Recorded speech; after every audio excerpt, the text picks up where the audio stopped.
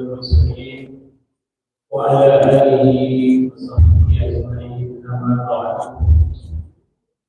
Alhamdulillah, bismillah kita sama-sama kepada Allah Subhanahu wa taala di mana pada subuh sejuk ini kita masih diberikan kekuatan beriman, kesehatan lahir dan batin, dan juga keberkahan insyaallah dengan kita telah menghadiri salat subuh secara berjamaah dan juga kepada bapak-bapak dari jamaah semangat hadir kita makin bersama insyaallah, yang dilanjutkan kita dengan taklim rutin kajian mingguan salat salawat dan salam marilah bersama-sama kita kiranya kita Nabi Muhammad sallallahu alaihi wasallam para ulama dan sahabatnya dan juga para tabi'in pada seluruh umat yang semoga kita sama-sama mengenal beliau insyaallah. Untuk keberkahan taklim kita pada pagi ini marilah bersama-sama lafazkan basmalah. Bismillahirrahmanirrahim.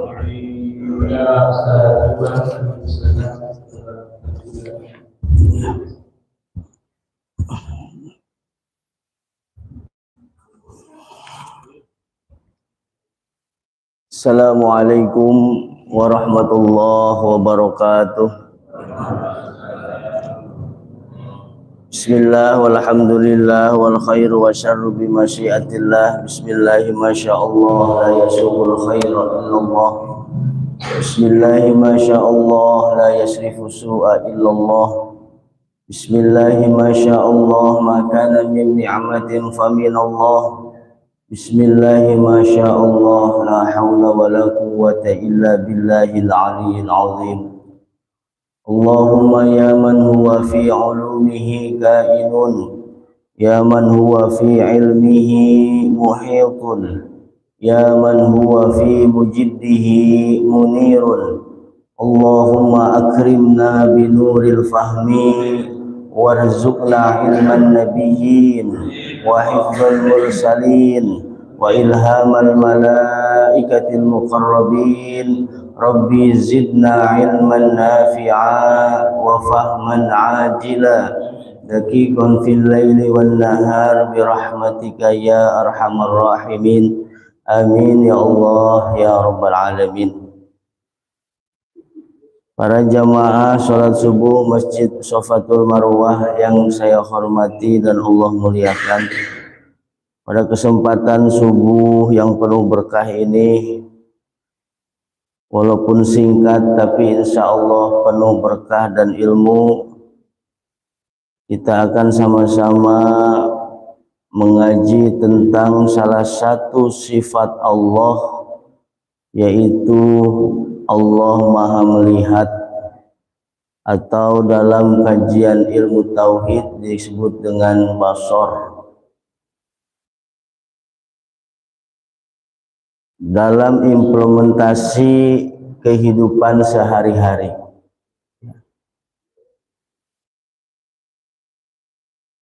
di dalam rukun iman, salah satu rukun yang wajib kita yakini adalah kita beriman kepada Allah Subhanahu wa ta'ala. Di dalam beriman kepada Allah, agar iman kita kepada Allah kuat, kokoh, tidak lekang oleh waktu dan tempat, maka kita harus mengetahui sifat-sifat wajib bagi Allah. Kalau dulu zaman kita madrasah, kita sering mendengar dengan sifat-sifat wajib bagi Allah. Yang pertama, wujud, qidam, baqa, mukhalafatul lil hawadisi, qiyamuhu binafsihi, wahdaniyah, qudrah iradah, ilmu, hayat, sama, basar, kalam, ya, muridan, aliman, sami'an basiran mutakalliman. Kalau kita bahas 20 sifat pada satu majlis, rasa-rasanya sampai malam juga nggak kelar. Dan kemungkinan luber, Pak, ya, nggak bakalan bisa ketampung. Kalaupun dicatat, ya, banyak yang harus dicatat. Jadi salah satu saja pada kesempatan pagi hari ini, yaitu sifat wajib bagi Allah, basar atau basirun, dalam implementasi kehidupan sehari-hari kita. Diambil dari kitab Al-Jawahirul Kalamiyah dan sumber referensi yang lain. Ada kitab Ilmu Tauhid Dasar. Mari kita baca dulu matannya.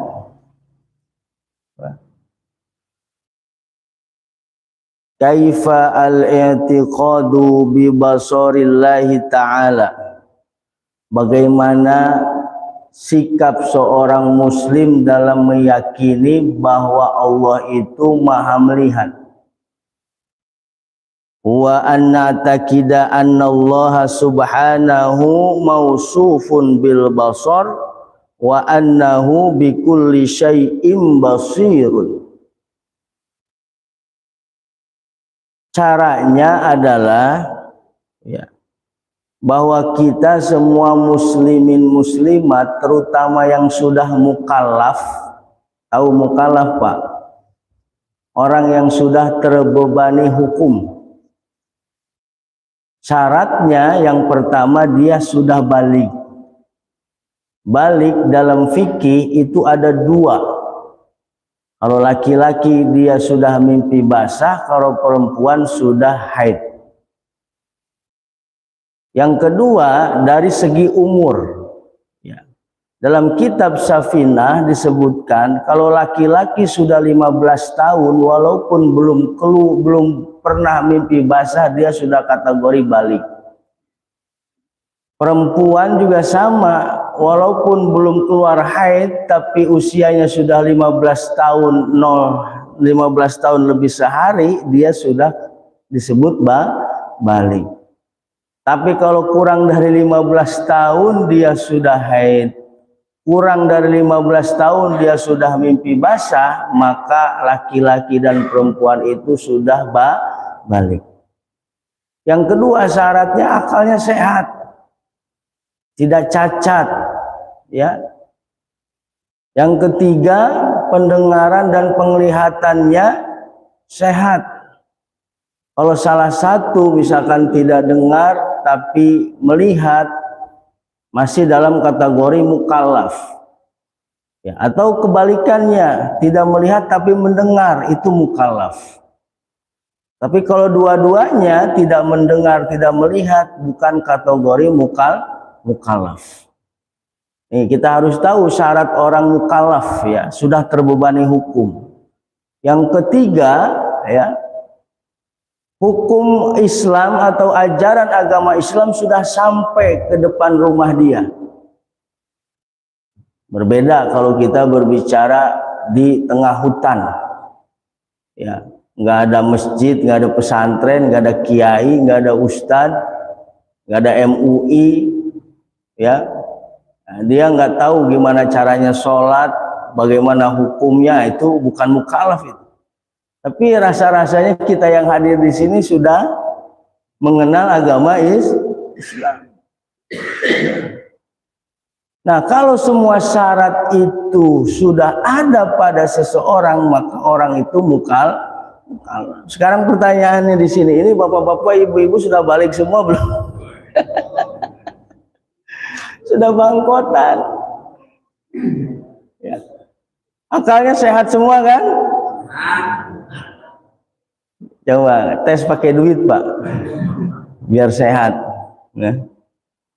Yang ketiga melihat kan, nggak buta kan, ya. Mendengar. Lalu agama Islam sudah sampai ke kita, nggak ada alasan kita bukan mukallaf. Nah, setiap muslim muslimat yang mukallaf sudah terbebani hukum, dia wajib meyakini di dalam hati sanubarinya, dalam kolbunya, meyakini dengan keyakinan yang kuat bahwa Allah itu maha melihat, mausufun bil basar, melekat pada Allah itu maha melihat, wa annahu bikulli syai'in basir. Dipertegas lagi bahwasanya Allah Subhanahu wa taala maha melihat atas segala sesuatu. Kulli, ya, bikulli syai'in basir, baknya itu sebagai penekanan, ya. Yubsiru hatta namlatas sauda fil lailatiz zulma. Ya, bahkan ulama pengarang kitab Al-Jawahirul Kalamiyah menyebutkan bahwa saking maha melihatnya Allah, semut hitam yang berjalan di tengah kegelapan malam Allah melihat. Bayangin Pak, semut hitam kecil, ya, berjalan di tengah malam yang gelap gulita, Allah tahu. Berbeda sama kita, ya. Ya, melihatnya manusia, wah, berbeda jauh. Kita mah boro-boro semut kecil, huruf aja dari sini ke sana udah burem. Nah, tapi Allah maha melihat. Ya, saking maha melihatnya, la yakhfa an basarihi syai'un fi dhahiril ardi wa batiniha. Tidak luput dari pandangan Allah segala sesuatu yang nampak di atas muka bumi ataupun yang tidak nampak, yang ada di dalam perut bumi istilahnya. Nah, ini yang pertama yang ingin saya sampaikan, bahwa kita semua yang hadir, yang mendengarkan, harus meyakini dalam hati yang paling dalam, terutama muslimin muslimat yang mukallaf, yang baru baligh, ya, yang baru mengenal Islam, ya, yang ingin istiqomah berjalan di jalan Allah. Pertama, sifat wajib bagi Allah Al-Basir harus tertanam dalam sanubari kita. Itu yang pertama. Nah, setelah setiap muslimin muslimat yang mukallaf sudah meyakini dan mengimani Allah itu maha melihat, lalu sikap apa yang harus dilakukan setelah itu? Ulama menyebutkan wa ayyatahalla bi sifatil mahmudah.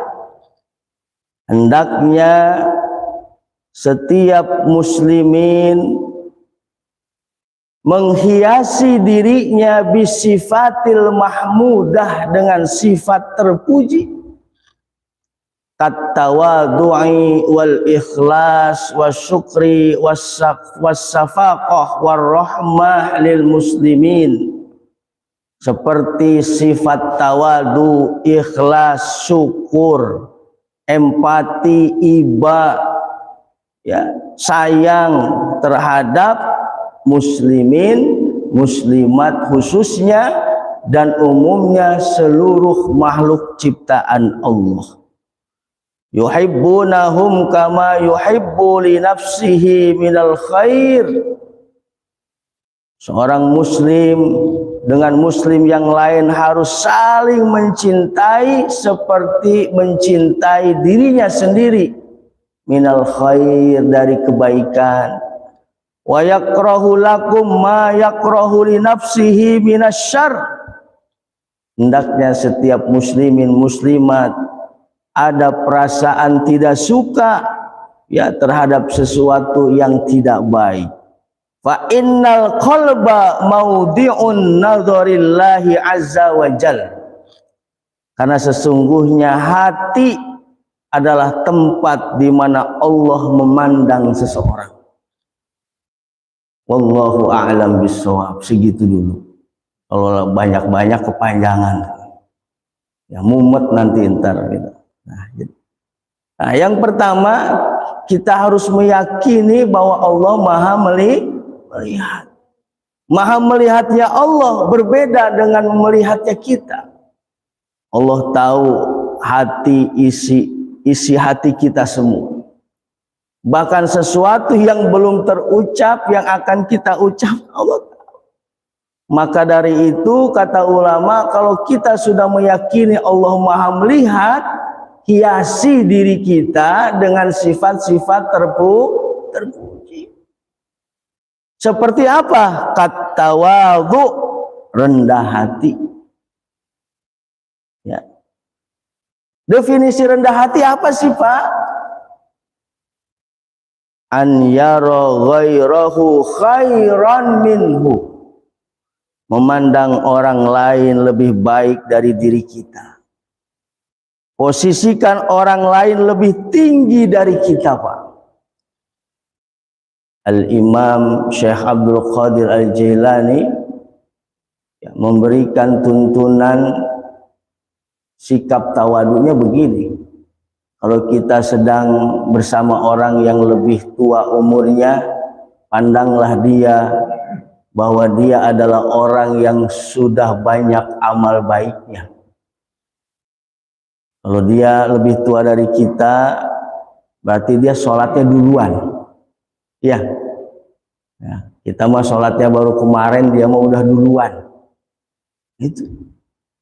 Kalau kita sedang bersama orang yang lebih muda, pandanglah, posisikanlah dia, maksiatnya masih sedikit, dosanya masih sedikit, sedangkan kita yang lebih tua, waduh, dosanya udah nggak kehitung, sedangkan dia lebih muda, dosanya lebih sedikit. Ya, rendah hati, menilai orang lain lebih baik daripada diri kita. Dan jangan ngerasa dengan rendah hati itu kita menjadi rendah, tidak. Karena Nabi bersabda, man tawaddo'a rafa'ahu Allahu ta'ala. Barang siapa yang rendah hati, maka Allah akan mengangkat derajatnya. Pakai ilmu padi. Ya. Nah ini, ya. Maka yang pertama yang harus kita miliki sifat terpuji adalah rendah hati. Merasa diri kita tidak lebih baik dari dia. Merasa diri kita masih banyak kekurangan dibandingkan dengan ya. Dan contoh terbaik dari sikap rendah hati yang bisa kita tiru adalah Nabi Muhammad sallallahu alaihi wasallam. Justru dengan begitu ya Allah akan turunkan rahmat kepada orang yang rendah hati, keberkahan, kemuliaan. Justru orang menilai kita mulia, tinggi derajatnya. Ya. Lagian apa sih yang mau disombongkan? Apa sih yang mau kita tinggikan? Kan gitu. Dan dalam diri kita semua banyak kotoran. Ya, mata ada kotorannya, telinga ada kotorannya, hidung apalagi, bentar-bentar ngeluarin kotorannya. Jadi ini yang patut kita hiasi diri kita. Yang pertama adalah dengan sifat tawadhu, memandang orang lain lebih baik dari diri kita, hati. Lalu yang kedua, sifat terpuji yang harus dimiliki oleh seorang muslimin muslimat yang yakin bahwa Allah Maha melihat adalah al-ikhlas. Gampangnya Pak Bu, ikhlas itu seperti surat al-ikhlas. Maksudnya, coba surat al-ikhlas, namanya al-ikhlas. Tapi ada nggak kata ikhlas di dalamnya? Nggak ada. Qul huwallahu ahad, Allahus somad, lam yalid walam yakul lahu kufuwan. Ada nggak kata ikhlas? Nggak ada. Tapi namanya al-ikhlas. Berbeda dengan al-lahab, tabat yada abi lahabi wa tab, lahab itu ada. An-nasr, idza jaa nasru, ada kata an-nasr.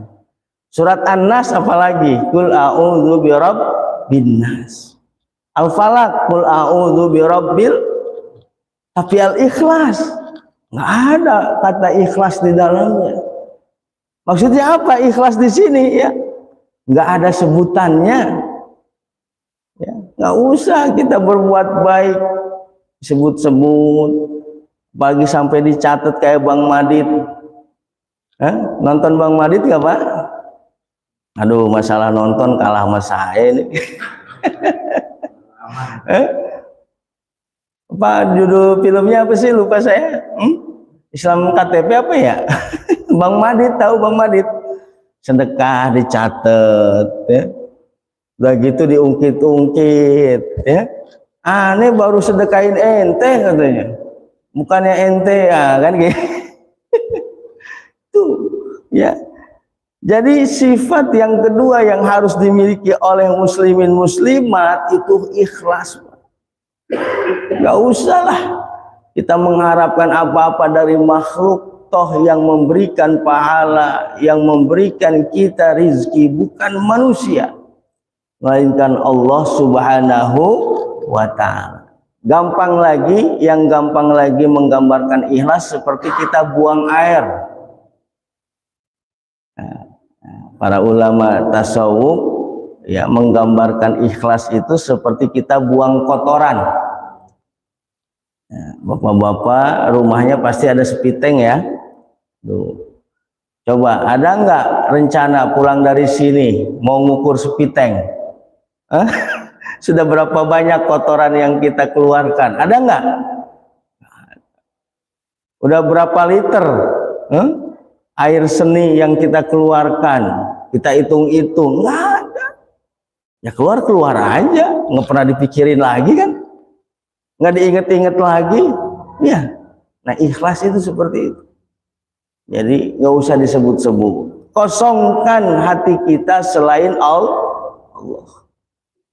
Harus benar-benar lillahi ta'ala. Karena Allah Subhanahu wa ta'ala. Orang mau lihat, orang mau muji, orang mau hormat atau enggak, bukan urusan kita. Toh yang akan memberikan kita pertolongan, rizki, ampunan, mahabbah, keselamatan, keberkahan, kebahagiaan adalah Allah Subhanahu wa ta'ala. Bahkan yang memiliki surga dan neraka adalah Allah Subhanahu wa ta'ala. Nah ini sifat yang kedua yang patut kita miliki sebagai seorang hamba Allah yang meyakini bahwa Allah Maha melihat. Sifat yang ketiga adalah wasyukri, yaitu syukur. Berterima kasih kepada Allah. Arti secara bahasa. Arti secara istilah adalah menggunakan nikmat Allah untuk sesuatu yang Allah ridhoi. Tuh, silakan Kiai. Ya. Menggunakan nikmat Allah untuk sesuatu yang Allah ridhoi itu syukur. Yang mana istilahnya? Gambarannya yang gampang gini, Pak. Masjid Sofatul Marwah ingin mengadakan santunan, banyak donatur ya. Sama panitia benar-benar disalurkan kepada yatim piatu duafa. Nah, kira-kira donatur yang memberikan, para dermawan yang memberikan sumbangannya seneng nggak? Percaya nggak? Percaya. Kalau nanti ada santunan lagi, ngasih lagi nggak? Ngasih lagi. Nah, itu syukur. Berbeda kalau misalkan saya diamanatin uang santunan, sama saya dipakai jalan-jalan ke Puncak, ke Anyer, ke Dieng, lagi viral Dieng tuh ya. Walaupun saya belum pernah ke sana, Pak. Barangkali mau diajak sama DKM Sulfatul Marwah, nggak apa-apa, boleh. Dititipin 10 juta saya nih ya, sama pengusaha. Pak Ustadz, saya titip 10 juta buat pembangunan masjid. Sama saya dipakai jalan-jalan, piknik, rekreasi, makan-makan. Kira-kira yang nitip uang 10 juta, kapok gak? Kapok. Yang ada, benci. Nggak seneng ya. Nah, syukur itu begitu. Makanya dalam surat Ibrahim ayat 7, la in syakartum la azidan. Lihat kalimatnya, Pak. La in syakartum la azidannakum. Dalam ilmu nahu ya, grammarnya bahasa Arab, la in syakartum, andaikan jikalau ya kalian bersyukur, la azidannakum, sungguh-sungguh pasti aku akan tambah. Ada lam taukid, ada tasdid ya, sakilatut taukid, penekanan, dan ada nun taukid, la azidannakum. Itu 3 penekanannya, Pak. Lam taukid, nun taukid, dan nun sakilah. Nah, makanya kalau kita bersyukur sekali, Allah ganti 3 kali lipat. Sesuai dengan hadis Nabi, mana qasat min malin shadaqatan bal yazdad, bal yazdad, bal yazdad. 3 kali Nabi mengulangi. Karena dalam tafsirnya, dalam Al-Qur'annya, la azidannakum, ada penekanan 3. Maka jangan heran, semakin banyak kita bersyukur kepada Allah, maka semakin banyak juga rezeki yang akan Allah kirim. Contoh yang ada pada badan kita, rambut, Pak. Rambut sering kita potong ya. Numbuh lagi nggak? Numbuh lagi. Ya. Rambut dipotong, tumbuh lagi, potong, tumbuh lagi, potong, tumbuh lagi. Nah ini ya, sifat yang ketiga yang harus kita hiasi dalam diri kita adalah rasa syukur kepada Allah yang tinggi, Pak. Ada syakur, ada syakir. Nah, ya, kalau syakir ya itu ketika kita mendapatkan nikmat bersyukur. Kalau syakur ya, ketika kita diuji oleh Allah tetap bersyukur. Nah itu syakur. Kira-kira ya, kalau kita diuji oleh Allah seringnya syukur apa ngeluh? Berarti jarang ya orang yang diberi ujian masih mau bersyukur. Makanya dalam Al-Quran juga disinggung, wa qalilun min ibadiyas syakur, bukan min ibadiyas syakir. Syakur, kapnya pakai domah ya, karena memang sedikit dari hambaku yang ketika diuji masih bersyukur kepadaku. Itu derajatnya lebih tinggi dibandingkan dengan hamba Allah yang diberikan nikmat lalu bersyukur. Setingkat lebih tinggi daripada syakir. Contoh, walaupun fisik lagi nggak enak-enak banget ya, tapi sholatnya berusaha pengen tepat waktu dan berjamaah. Nah ini syakur ini. Lagi diuji oleh Allah dengan kesehatan yang kurang prima, tapi keinginan untuk sholat tepat waktu, apalagi berjamaah di masjid, kategorinya orang yang syakur, bukan lagi syakir. Punya uang buat hari ini cuman 100.000, padahal kebutuhannya 100.000, tapi dia masih sempat menyisihkan 15.000 atau 10.000 buat infak ke masjid, itu syakur itu. Kalau orang kebutuhan sehari-harinya 200.000, dia punya duit 500.000, nyumbang 100.000, itu syakir, bukan syakur. Ya, Allah akan ganti. Ya, tapi kalau syakur itu tadi, ya, diuji tapi masih mau bersyukur.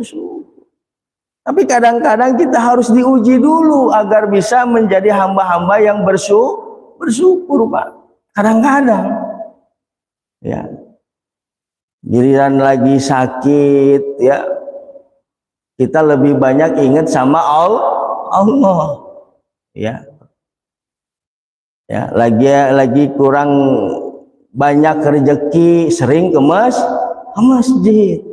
Giliran rezeki lagi banyak, waduh, masjid dilewatin aja. Seringnya kemana? Jalan-jalan. Nah, itu kadang-kadang begitu.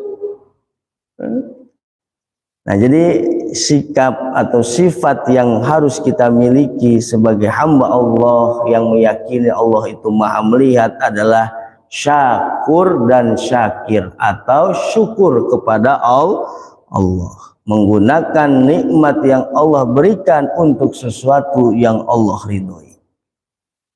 Yakin ketika kita menggunakan nikmat yang Allah berikan untuk sesuatu yang Allah ridhoi, Allah akan ganti 3 kali lipat. Seorang suami jangan pelit-pelit sama istri, sama anak, ya. Apalagi kewajiban kita memberikan nafkah lahir, nafkah batin. Niatkan sebagai bentuk rasa syukur kita kepada Allah, kasih nafkah yang wajib kita nafkahi, pasti Allah ganti. Ya. Min haitsu la yahtasib, dari jalan yang tidak disangka-sangka. Banyaklah kisahnya orang yang besar rasa syukurnya kepada Allah, hidupnya semakin diberkahi oleh Allah Subhanahu wa ta'ala. Ini yang harus kita miliki dalam pribadi muslimin, muslimat yang yakin bahwa Allah Al-Basir, Maha melihat. Lalu yang keempat, wassafaqah, empati, iba, sayang, warahmah lil muslimin wal muslimat. Dan lagi-lagi contoh manusia yang ada di jagat raya ini, yang paling besar rasa cinta dan kasih sayangnya terhadap sesama manusia tidak ada lagi selain Nabi kita Muhammad Sallallahu Alaihi Wasallam. Kita kalau mau baca kisah-kisah teladan beliau, terenyuh, ya. Malu kita sebagai umat Nabi yang kadang-kadang jangan-jangan ya boro-boro sama orang lain, ya, saudara seiman, seagama, sekeyakinan, sama keluarga sendiri, sama orang tua sendiri, anak, suami atau istri sendiri, kadang-kadang kita mau kurang sayang. Nah, malu kita. Padahal Nabi, ya Allah, Nabi itu mengeluarkan hadis kalau misalkan kita memakai sendal harus dua-duanya, Pak. Kalau pakai dua-duanya, iya. Kalau nggak pakai dua-duanya. Jangan satu-satu, ya. Pakai satu enggak. Kenapa? Karena Nabi, ya, sayang sama dirinya, ya, menghargai kaki, ya, supaya adil, ya, enak-enak dua-duanya, nyaman-nyaman dua-duanya. Jangan yang satu nyaman, yang satu enggaknya. Itu Nabi itu ngajarin kita, ya, kaki aja sampai begitu. Pakai sendal dua-duanya, enggak dua-duanya, jangan sebelah-sebelah. Nabi Muhammad sallallahu alaihi wasallam ya. Maka Nabi juga memberikan isyarat ya. Ta'arraf ila Allah fir raha ya'rifka fi siddah. Ta'arraf ila Allah fir raha ya'rifka fi siddah ya. Kenalilah Allah ya. Dekatilah Allah pada saat engkau diberikan kenikmatan, pasti Allah akan ingat kepada engkau pada saat engkau dalam keadaan susah. Jadi sifat-sifat yang baik. Wa yuhibbunahum kama yuhibbu li nafsihi minal khair. Ya, kita harus mencintai saudara kita sebagaimana kita mencintai diri kita. Ya, kalau kita dicubit sakit, orang lain juga sama. Kita cubit sakit. Ya, kalau kita pengennya disikapi seperti ini, ya orang lain juga sama, pengen disikapi seperti itu oleh kita. Ya. Fa innal qalba maudi'un nazari minallahi azza wa jalla. Karena sesungguhnya hati adalah tempat di mana Allah memandang, melihat, menyaksikan. Nabi berpesan betul, innallaha la yanzuru ila suwarikum wala ila ajsamikum walakinnallaha yanzuru ila qulubikum wa a'malikum. Hati ya adalah mengidentifikasikan orang itu beriman kepada Allah. Amal mengidentifikasikan orang itu punya iman. Iman tidak beramal, tidak ada buktinya. Orang iman harus ada bukti. Iman ya harus ada bukti. Keyakinan harus dibuktikan. Tetapi pembuktian itu harus dibungkus dengan ihsan, dengan hati yang bersih, hati yang suci. Dan hati adalah tempat, salah satu tempat di mana Allah memandang kita. Kalau hati manusia bersih, putih, suci, insya Allah anggota tubuh yang lain akan ikut putih, bersih, dan suci. Seluruh anggota tubuh kita akan suci, bersih, dan orang-orang pun akan merasakan dampaknya. Sumber dari itu semua adalah keimanan kita kepada Allah, bahwa Allah Maha melihat, Maha menyaksikan. Ya, Allah bersama dengan kita. Dan kalau setiap muslimin muslimat sudah seperti itu, ibarat gentong yang isinya beras. Gentong Pak, kalau diisi beras orang pada ngedatengin. Ya, tapi kalau gentong isinya sampah, siapa yang mau ngedeketin sampah? Ya. Gentong kalau isinya air susu, wah orang pada mau. Tapi kalau gentong isinya air kotoran, air limbah, nggak akan ada yang mau mendekati. Itulah muslimin muslimat yang punya keimanan kepada Allah akan menghasilkan perbuatan yang diridhoi oleh Allah dan disukai oleh makhluk-makhluk ciptaan Allah Subhanahu wa ta'ala. Inilah bapak-bapak, ibu-ibu yang bisa saya sampaikan pada kesempatan yang singkat namun insya Allah penuh berkah dan ilmu. Kita berdoa kepada Allah, mudah-mudahan senantiasa diberikan kemudahan oleh Allah untuk memahami semua ilmu-ilmu agama yang kita pelajari. Mudah-mudahan rizki kita diberkahi oleh Allah Subhanahu wa ta'ala. Sisa umur yang kita miliki kita isi untuk sesuatu yang Allah ridhoi.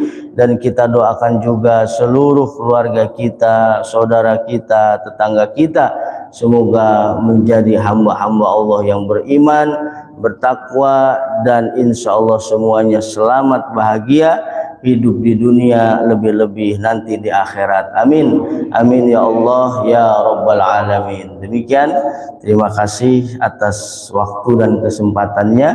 Insya Allah kita berjumpa lagi dalam kajian yang akan datang dengan kajian dan tema-tema yang lain yang lebih beraneka, dan mudah-mudahan kita semua sehat panjang umur. Amin, amin ya Allah ya Rabbal Alamin. Sebelum saya tutup, mungkin ada yang mau bertanya, saya persilahkan.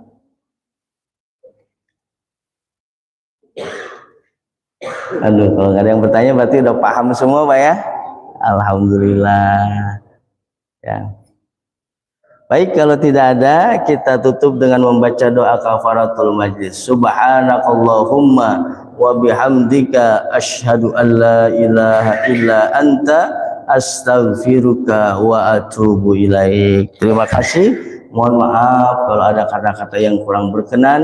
Akhirul kalam, wassalamualaikum warahmatullahi wabarakatuh. Ya. Silakan.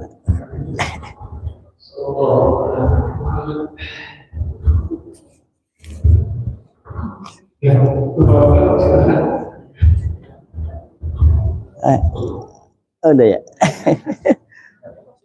Iya, sama-sama. Alhamdulillah. Ini Pak Haji.